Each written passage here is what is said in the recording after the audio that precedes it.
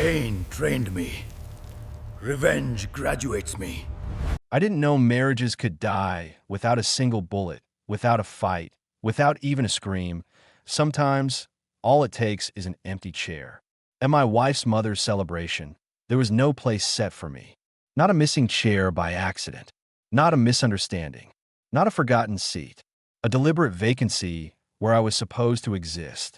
My wife, Brianna, stood there with that disgusting little smirk she always wore when she thought she was clever. "Isn't the seating perfect?" she asked, loud enough for everyone. Her mother Judith, her sister Lena, and the entire swarm of fake smiling relatives to hear. Perfect. That was the word she used. Perfect. I didn't explode. I didn't shout. I didn't ask why.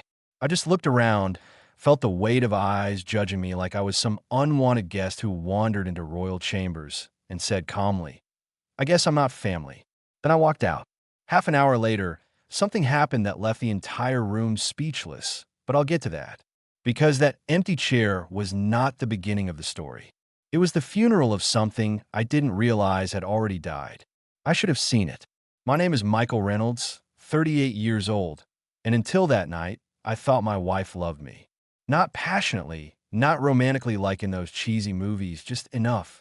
Enough to treat me like a human being. Enough to acknowledge I existed. Enough not to humiliate me in public like I was some stray dog she dragged inside out of pity. We've been married 7 years. 7 years of shared holidays, shared bills, shared decisions, and, apparently, shared lies. Looking back, I swear the universe tried to warn me. It wasn't one big red flag. It was 100 tiny ones that I ignored because I thought marriage was supposed to be work. Her late night, gym, classes, the constant whispering with her phone glued to her hand, the way she suddenly treated my touch like it was an insult. Brianna wasn't cold. She was hostile, like my very presence polluted the air she breathed. She stopped calling me honey or love. She replaced affection with sarcasm, respect with sneers, tenderness with eye rolls. Ever since, felt like a dagger dipped in honey. But do you know the worst part? I apologized for it. Like a fool, I apologized for her changing, her distance, her disgust. I apologized for the way she looked at me like I was the punchline of a joke I didn't understand. The night that exposed everything. The celebration at her mother's house was supposed to be normal. Barbecue, drinks, her annoying relatives comparing vacations, and handbags. I didn't want to go, but Brianna insisted. "It's important to my mom," she'd said, barely looking up from her phone. "Try not to embarrass me, okay?" Embarrass her. As if I ever did anything except hold our collapsing marriage on my shoulders. When we arrived, her hand wasn't in mine. She walked 3 steps ahead like I was some unpaid driver carrying her coat. Inside, people nodded, smiled, and asked how I'd been, as if speaking to a servant. Then I saw the table. One long, beautifully arranged banquet. Name cards everywhere.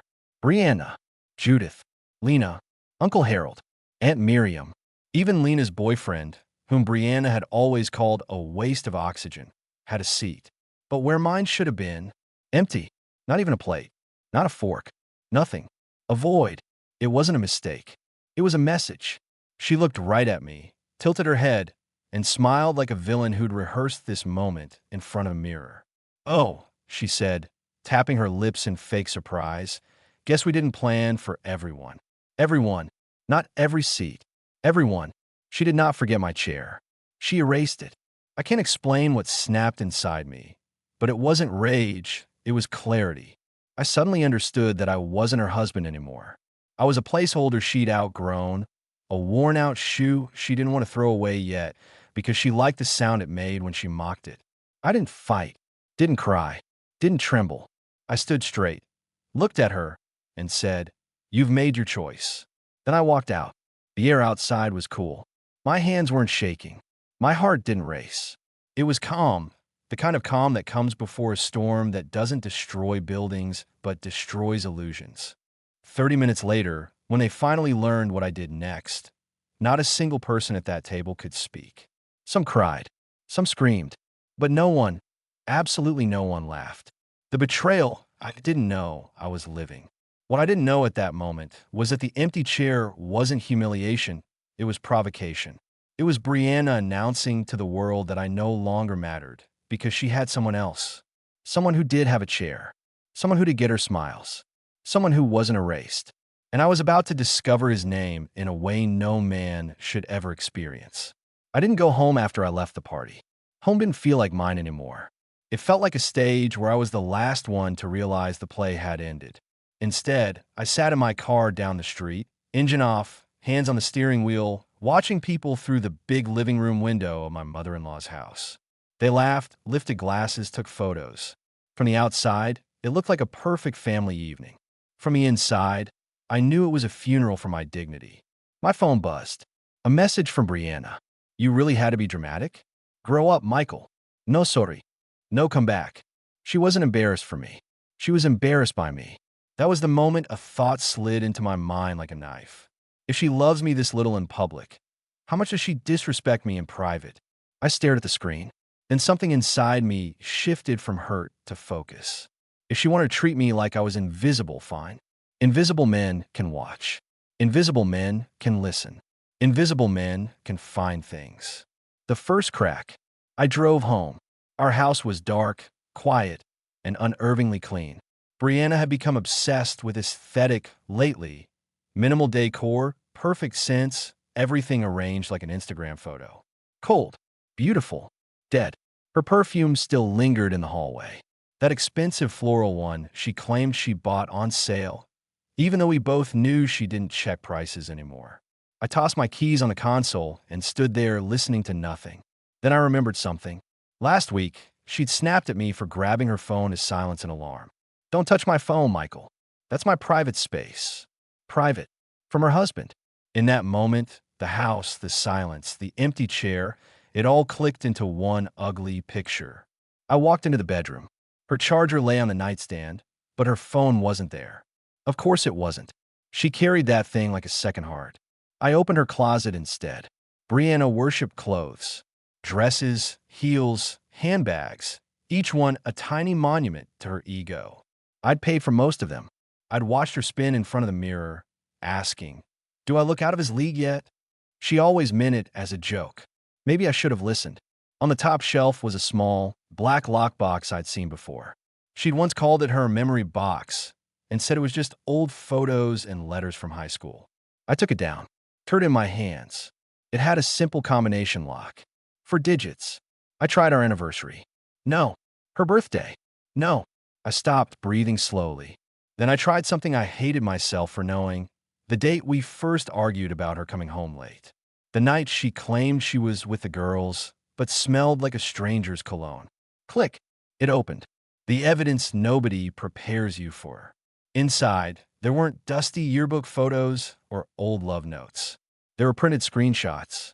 Dozens of them. Conversations. Photos. Messages.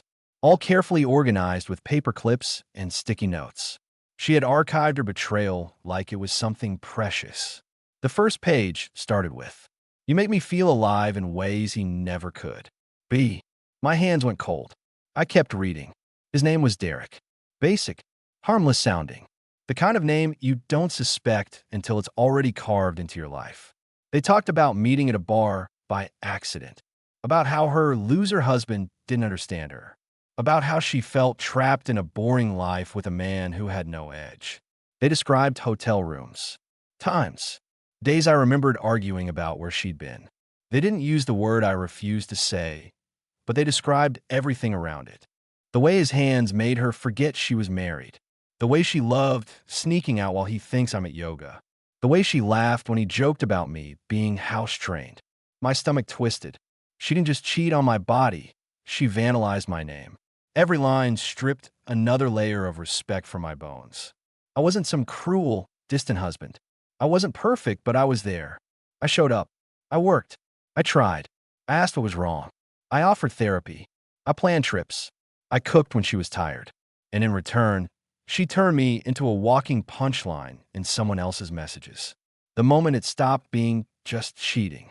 Then I found a screenshot that changed everything. Judith, he'll be fine. Michael is too soft to leave. Just keep things quiet until after the promotion. Brianna, exactly. Once Derek gets the position, I don't need Michael for stability anymore, lol. Judith, her mother, the same woman blowing out candles tonight. They both knew. They were planning around me like I was a bank account with legs. This wasn't just betrayal. It was strategy. I stood there, holding the pages, realizing the truth. It wasn't that I didn't fit at that table tonight. It was that I had already been removed from their plans. That's when my anger stopped being wild and became surgical. I took photos of everything with my phone. Every message, every screenshot, every cruel joke.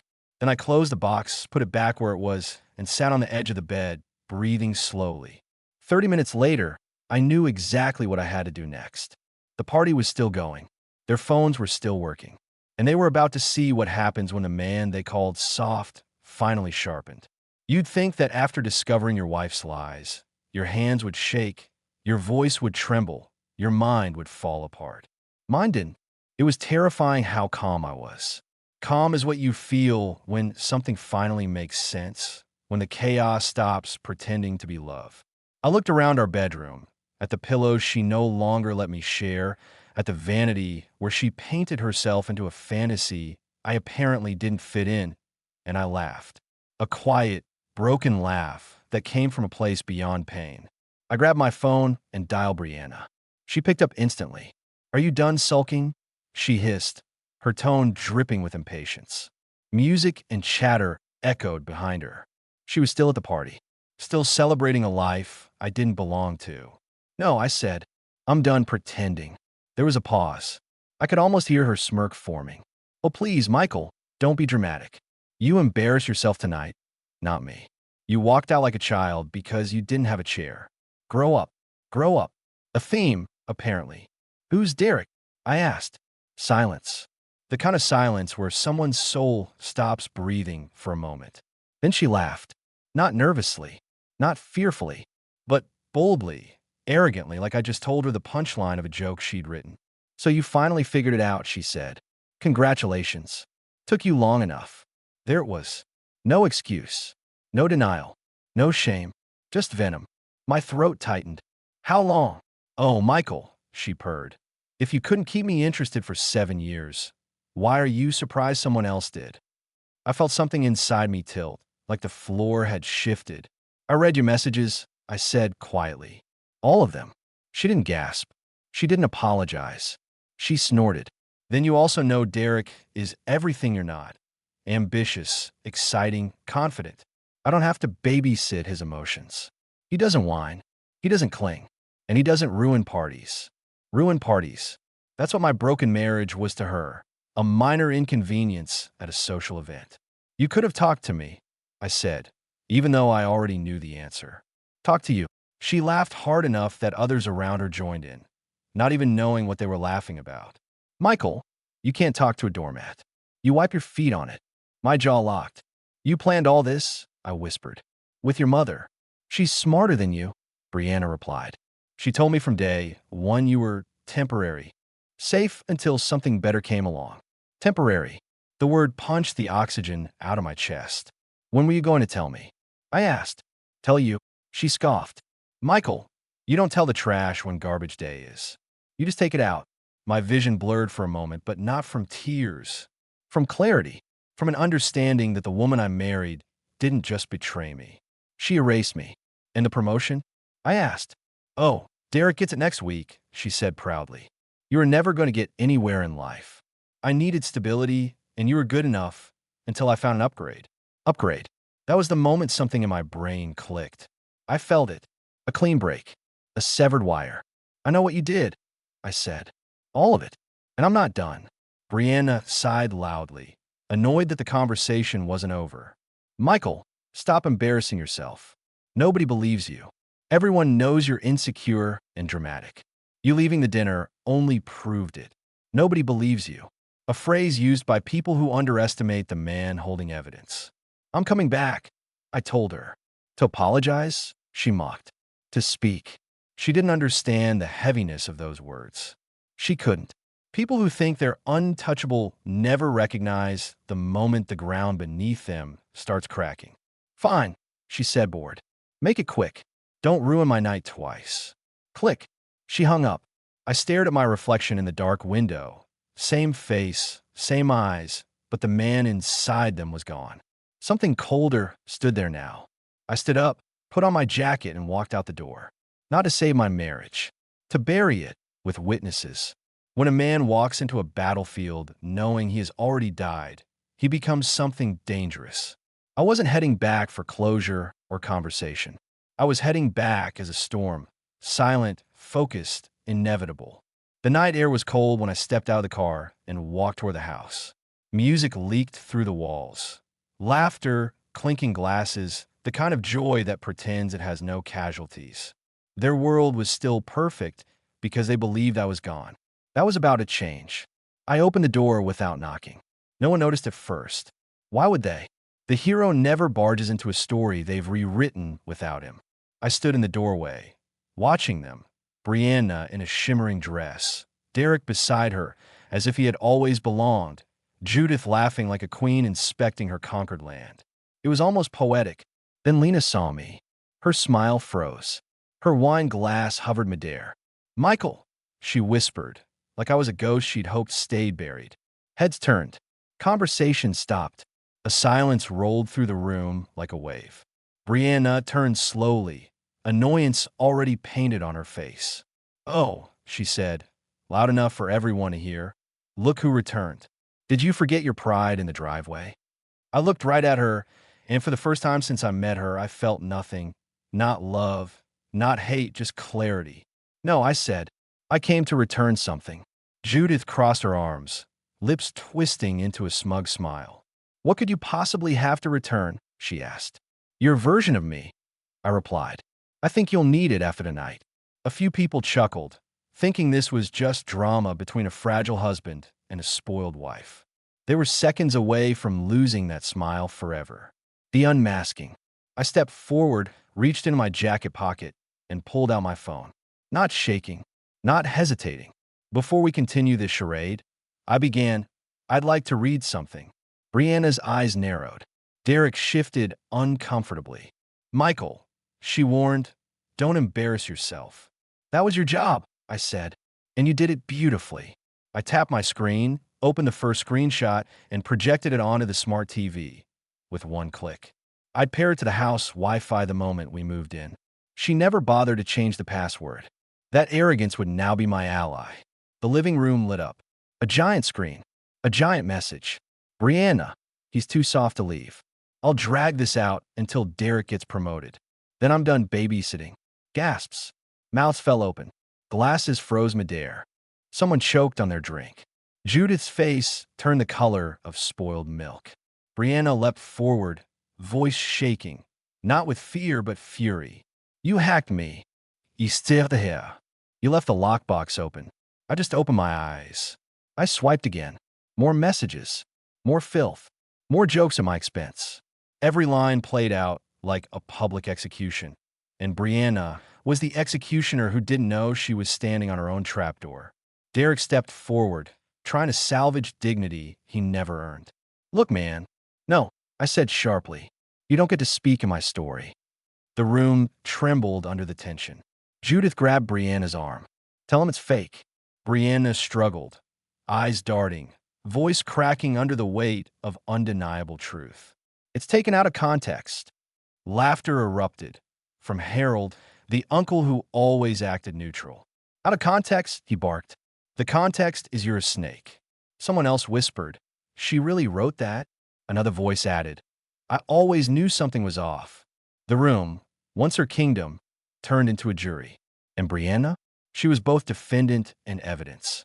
She looked at me with hatred, not because I lied, but because I finally stopped being her lie. "Michael," she spat, "you're pathetic." "No," I said softly, "I'm awake." The fracture. Her mask slipped. "You were boring," she screamed, voice cracking. "Predictable. I deserve excitement. Derek gives me that. You were just maintenance." Maintenance. My existence reduced to a chore. People didn't gasp this time. They recoiled. Judith turned pale. Derek stepped back. Lena covered her mouth. And Brianna realized, too late, that the only thing more dangerous than a betrayed man is a room full of witnesses. I pocketed my phone. You erased my seat at the table, I said. Tonight was your celebration of independence. Now it's your legacy. Then I walked toward the door. But before leaving, I turned back. One more thing, I said. Trash doesn't tell you when garbage day is. But you should listen for the truck. The door shut behind me. This time, I wasn't leaving because they didn't want me. I left because they could no longer ignore me. People think the worst part of betrayal is the moment you discover it. They're wrong. The worst part comes after, when the world goes quiet and your brain finally has space to replay every smile, every kiss, every moment you thought was real, and realize it was a stage play performed for an audience of one fool. That night, when I left the house, I didn't go home. Home wasn't home anymore. It was a crime scene, my memories lying around like corpses, each one tagged with the word lie. I parked at the empty overlook near the old bridge, the place Brianna and I used to watch sunsets before she started watching her phone instead. The city lights glowed in the distance like a reminder that life continued whether mine had collapsed or not. I sat in silence, staring at my hands. They didn't look like the hands of a victim. They looked steady, controlled, dangerous. A strange thought crawled into my mind. They truly believed I'd break. Judith with her smug certainty. Brianna with her arrogance. Derek with his cheap confidence. They thought my heart was soft flesh that would shatter. They never considered what happens when flesh turns into steel. The shattering. I tried talking to myself, something I never imagined doing. How did I not see it? The answer was simple. I loved her more than I loved the truth. I worshipped an illusion. I mistook insults for intimacy. I believed a sneer was just stress and not contempt. I remembered the first time Brianna laughed at me in public. We were at a restaurant, and I mispronounced the name of a wine. She rolled her eyes and said, "Ugh, Michael, try not to sound poor." Everyone laughed. I forgave her. The second time, she joked that I was good practice for real relationships. I ignored it. The third time, she smirked and said, "If only ambition were contagious." I excused it. Now I saw the pattern. She hadn't changed overnight. She had been chiseling pieces off my dignity for years, sculpting me into someone who didn't complain, didn't question, didn't fight back. She thought she'd finished the sculpture. She didn't realize statues crack. The recognition. My phone vibrated. A message from Brianna. "Enjoy your little tantrum. We're cleaning up your mess." Another. "Do yourself a favor and don't come back tonight. I'm not dealing with your crying." A third. "Tell anyone what you think you know and you'll look insane. Nobody cares about your feelings." Each message was like sandpaper on my skin. Not painful, just abrasive enough to wake me up fully. She wasn't afraid. She still believed she owned the narrative. That's when I understood something crucial. Her fear wasn't losing me. Her fear was losing control of me. And she had already lost that. I typed a reply, paused, deleted it. You don't argue with a snake. You remove venom from your bloodstream and move on. The breaking point. Then something unexpected happened. My phone rang. Lena, Brianna's sister. The only person at that party whose eyes didn't sparkle with cruelty. I hesitated, then answered. "Michael," she whispered, voice trembling, "I'm so sorry. I didn't know it was that bad." I didn't reply. I tried to tell Brianna she was going too far. She laughed. She said you'd never leave her because you need her. Need her? That word hit me harder than the betrayal. "She's wrong," I finally said. My voice didn't sound like mine. It sounded older, colder, carved from something unbreakable. Lena sniffled. "Please don't do anything stupid." I smiled, not happily but knowingly. I already did something smart. "What do you mean?" "You'll understand soon."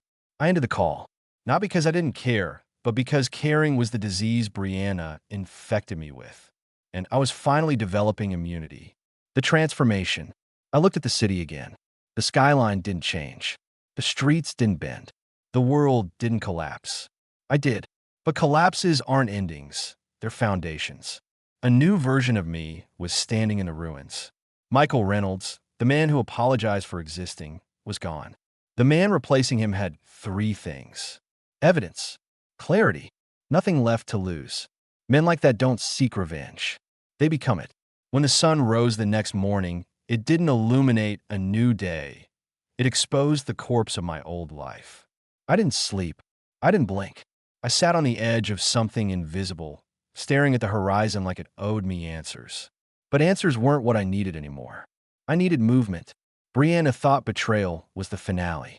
She didn't realize she'd just given me a beginning. The first move.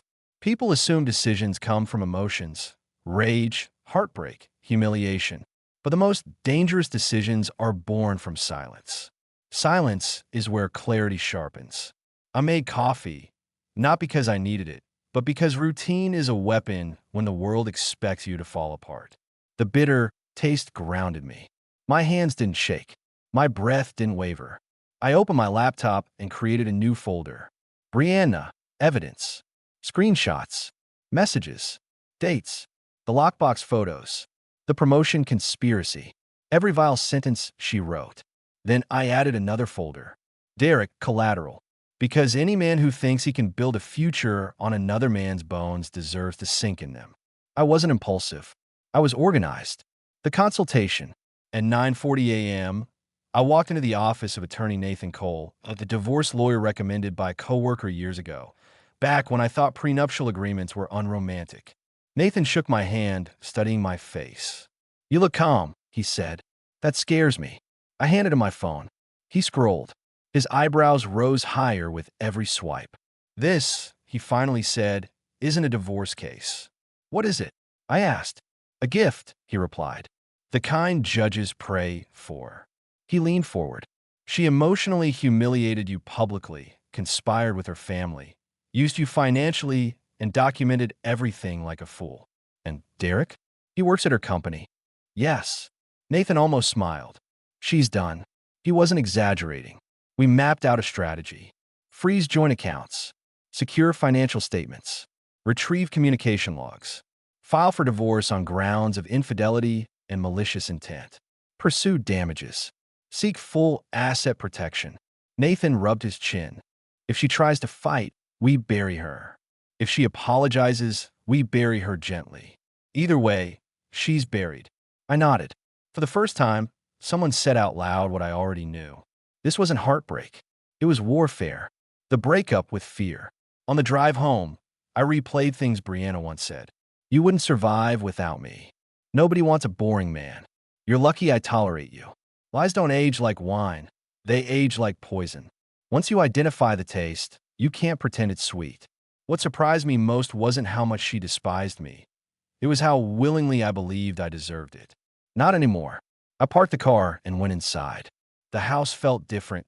Not haunted, not empty, just available. Like space waiting to be redesigned. I took down our wedding photo. I didn't rip it. I didn't burn it. I placed it face down in a drawer. Some people destroy mementos to erase history. I wasn't erasing anything. I was documenting evidence. The call. At 1:12 p.m., Brianna finally called. I let it ring. Then ring again. Then ring again. On the fourth attempt, I answered. "Where are you?" she demanded. "Away," I said. "You didn't come home. Home isn't where you poison someone." Dead silence. She tried again, voice shaky this time. "Michael, listen, last night got intense. We need to talk like adults." Adults. That was rich, coming from a woman who treated betrayal like a hobby. "I already spoke to an adult," I replied. "My lawyer." Her breath caught. "You're joking. You erased my chair. Now I erase my name from your life." Her panic cracked through the speaker. "Michael, don't be stupid. You're overreacting." There it was, the chant of manipulators everywhere. "You should worry less about my reactions," I said, "and more about your messages." Then I hung up. No yelling. No begging. It was the first time I ended something on my terms. The turning point. In that moment, something became painfully clear. Brianna didn't fear losing me. She feared losing the version of me who tolerated her. And that man was dead. The one replacing him? He wasn't interested in tears, forgiveness, or closure. He wanted conclusion. Not revenge for betrayal. Consequences for arrogance. If Brianna expected panic, tears, or desperation, she miscalculated. People like her don't understand silence. They mistake it for weakness, not transformation. They don't realize that the quietest moments are where endings sharpen. The fallout started faster than I expected. The family implosion. By noon the next day, Brianna, her mother Judith, and her beloved Derek were in full crisis mode. I didn't need to see them. I could feel it. Manipulators can smell when control slips out of their hands. It's like oxygen being vacuumed from a room. At 12:47 p.m., Judith was the first to break. She called me, her voice brittle, sugary, and sharp, like a poison cupcake. "Michael," she began, "I think there's been a misunderstanding." Brianna was emotional. She didn't mean those messages. Misunderstanding. Yes, marriages are ruined every day because husbands misunderstand screenshots of their wives planning their exit strategy with a side lover. "Judith," I said calmly, "you don't get to rewrite a confession." Her tone flipped instantly, claws unsheathed. "You ungrateful little." I hung up. There's no honor negotiating with termites. 5 minutes later, Lena texted. "Lena, they're panicking. Derek didn't know you recorded everything. Brianna is terrified you'll tell Derek's boss. Judith is threatening to hire a lawyer." I smiled. "Me. Tell them to save their money. I already hired one." A pause. "Lena, I don't know if I should be scared of you or proud." "Me, neither. Just stay out of the line of fire." Derek's collapse. At 2:03 p.m., Derek finally slithered in my messages like the coward he was. "Derek, listen, man. Brianna told me things. She made me believe." "Me, stop." "Derek, I didn't know she was lying." "Me, you knew she was married." 3 dots. He typed. Deleted. Typed again. "Derek, don't contact my employer. This could ruin everything." There it was. The fear. Not remorse. Not shame. Survival instinct. Betrayers don't cry because they hurt you. They cry because consequences hurt them. I responded. "Me, actions have invoices. Yours are overdue. No threats. Just truth." He didn't reply. Brianna's breakdown. At 6:32 p.m., the storm arrived. Brianna. She didn't text. She showed up. She barged into the house like she still owned the air inside it. Her mascara streaked down her cheeks, hair disheveled, ego fractured. "Michael," she cried, slamming the door shut. "What are you doing?" "Leaving," I said. "You can't just walk away from 7 years." "Oh, I'm not walking away," I corrected. "I'm walking forward. You're the one staying behind." She blinked, confused. Manipulators can only function if you let them define the scene. Change the script, and they choke. "You're overreacting," she stammered. "Everyone argues. Everyone slips. It didn't mean anything." I held her gaze. "Then why did you plan a future without me?" Her jaw clenched. "I was frustrated," she snapped. "You weren't enough. I deserved more." There. The truth she spent years polishing finally exposed. "You deserve someone who understood your ambition," she continued, voice climbing into hysteria. "Derek saw my potential. He also saw your messages," I replied. "You don't have a Derek anymore." Her breath faltered. "What did you do?" "I didn't have to do anything," I said. "You destroyed him the same way you tried to destroy me." She stepped closer, voice cracking. "You can't do this. You can't just leave me." I laughed. Not cruelly, but cleanly. "You left me long before Derek arrived. I'm just catching up." Her face twisted into something ugly, primal, unmasked. "You won't survive without me." The anthem of narcissists. "You mistook my patience for dependence," I said. "That ends now." She trembled, not from sadness, but from losing her favorite toy. "Michael," she whispered, "please, we can fix this." "No, irraplia souffle." You don't fix poison. You dispose of it. Power reversal. She stood frozen, staring at the man she thought she owned, and realizing he'd never belonged to her at all. Then I delivered the final sentence. "I filed for divorce. You'll be served tomorrow." Her knees buckled. Her mask shattered. Judith wasn't here to script her lines. Derek wasn't here to feed her ego. She was alone with the wreckage she built. I stepped past her and reached for the door. "You erased my chair," I said. "Now I erase my name from your table." Then I walked out, not because I was broken, but because I was done being breakable. Divorce papers are not weapons, not by design. But when placed in the right hands, at the right time, they become something sharper than steel. When Brianna received hers the next morning, the echo of her scream could have cracked the sky. I wasn't there to hear it. I didn't need to be. Some endings don't require witnesses. The aftermath. I moved into a temporary apartment with nothing but a suitcase, my laptop, and silence that no longer frightened me. The walls were bare, the air smelled like new beginnings, and the bed wasn't tainted with memory. For the first time in years, space didn't feel empty. It felt unoccupied.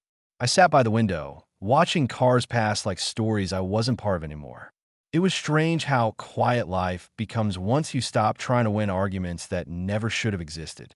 That morning, my phone exploded with messages. Lena again. Lena, she's been crying nonstop. Judith is blaming everyone. Derek got suspended pending investigation. Brianna says you ruined her life. I typed slowly. Me, I just stopped letting her ruin mine. Lena didn't respond right away. When she finally did, her message was 3 words. Lena, she never expected this. Of course she didn't. People like Brianna never consider that the person they mock might one day stop being their mirror and become a wall. The courtroom silence. 2 weeks later, Brianna tried to fight the divorce. She walked into court dressed like a widow attending her own funeral. Judith sat beside her, lips tight, eyes burning with the conviction that I would fold. Derek was nowhere to be seen. Cowards travel in packs until the fire starts. Nathan, my lawyer, leaned in and whispered, "You're about to enjoy yourself." He wasn't wrong. The judge scanned through the documents. Screenshots, dates, testimonies, conspiracy discussion. The absence of a seat at that dinner table. The humiliation. The emotional sabotage. At one point, the judge removed his glasses, sighed, and looked directly at Brianna. "Mrs. Reynolds," he said, "I don't believe your husband abandoned this marriage. I believe you abandoned him long before he walked out the door." Judith gasped. Brianna blinked so slowly it looked like her brain needed time to reboot. Nathan asked for the house, the car, protection of assets, alimony adjustments, and an injunction against harassment. He didn't request these things like demands. He recited them like inevitabilities. The judge granted almost everything. Brianna collapsed in her chair. Temporary. That's what she once called me. But it wasn't my presence that was temporary. It was her power. The emptiness after victory. Winning doesn't feel like fireworks. It feels like a long exhale after holding your breath underwater. When I stepped out of the courthouse, the sky didn't cheer for me. Birds didn't form congratulations in the clouds. No orchestra played. Instead, I felt something better. Weight leaving my spine. Not because she was gone, but because I was free from the version of myself that let her stay. That night, I stood in my empty apartment, poured a glass of whiskey. Not to forget, not to drown, but to toast the man who finally learned the difference between endurance and self-destruction. What I learned. If you're reading this, imagining yourself in my shoes, here's what I wish someone told me before Brianna ever weaponized her smile. Betrayal doesn't start with cheating. It starts with disrespect served in small, digestible portions. Love doesn't excuse cruelty. It exposes it. People don't change suddenly. They reveal themselves gradually if you're brave enough to look. Silence isn't weakness. Sometimes, it's the sound of a man loading his final sentence. Walking away isn't losing. It's refusing to compete in a game designed for your humiliation. The biggest lie Brianna ever told wasn't a text. It was when she said I wouldn't survive without her. I didn't survive. I began. The conclusion. Brianna lost the house, the reputation, the promotion she anchored her betrayal to. Derek became a cautionary tale. Judith lost her puppet strings. Me? I gained something they can't steal. Myself. I don't hate Brianna. Hatred binds you to the past. She's a lesson, not a ghost. A chapter, not a wound. There was a time I wanted revenge. Now, I prefer distance. Because the best revenge isn't destroying someone else. It's no longer recognizing the man who once needed them. The end.